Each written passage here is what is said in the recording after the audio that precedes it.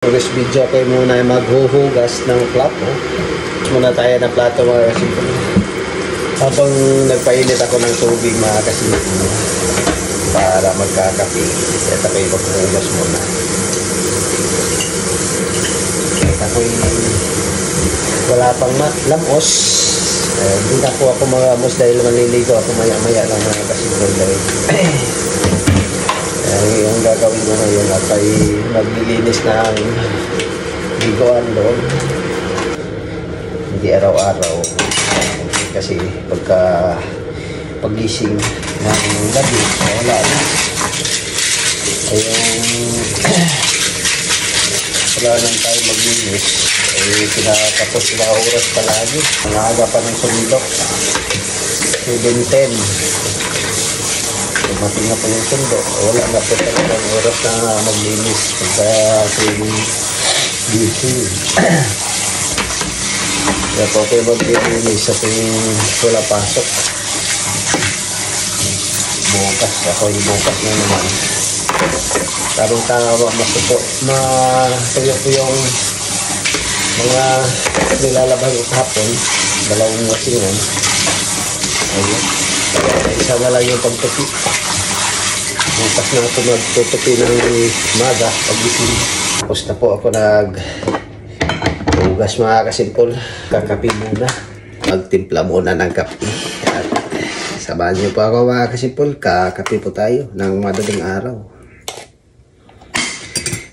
Kunting sugar lang po ang aking ilalagay. Pero ito po yung ating kape. Nescafe po yung ating kape ngayon. Ayan. Yung Nescafe mga kasimpol. Diba? Ito po yung paborito ng mga Pilipino at pagka Nescafe yan, napakasarap. Ito na. Tapos na po.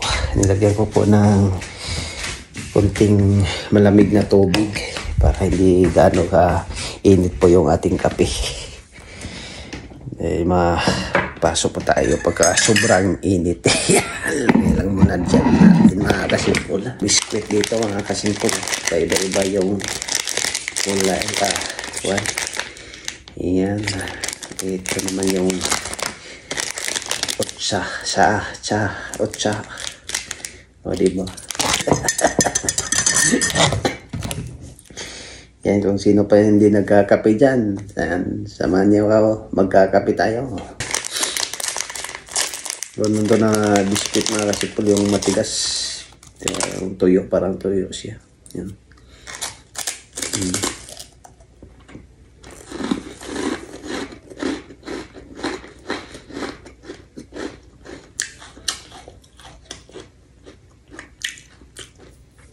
Sarap din. Ito naman, tikman natin to. Iba yung kan nito, bro. Ubi.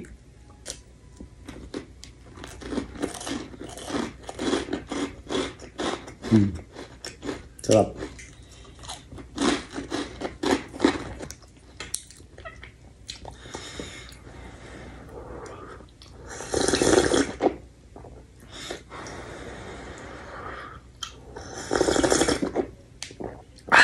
Flavor ni yan.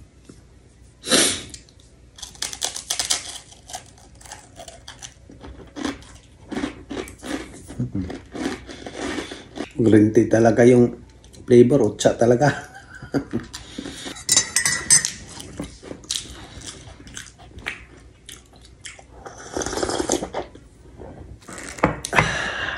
Ito naman, anong kulay ito?